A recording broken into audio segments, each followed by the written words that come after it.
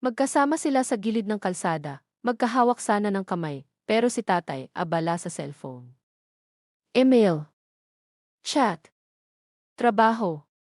Sa tabi niya, hinihila ng bata ang manggas niya. Tay, tingnan mo po ako. Hindi siya lumingon. Sandali lang. Isang hakbang pasulong ang bata. Busina. Sigawan. Preno. Tatay. Isang iglap, isang maling segundo. Nahulog ang cellphone.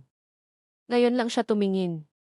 Dugo sa semento, sirena sa hangin, at isang kamay na hindi na humahawak pabalik. Kanina ka pa pala nagsasalita. Pabulong niyang sabi, nanginginig.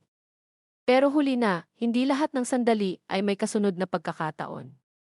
Kapag humihingi ng atensyon ang bata, huwag mo nang ipagpaliban. Isang tingin lang pwedeng makapagligtas ng buhay.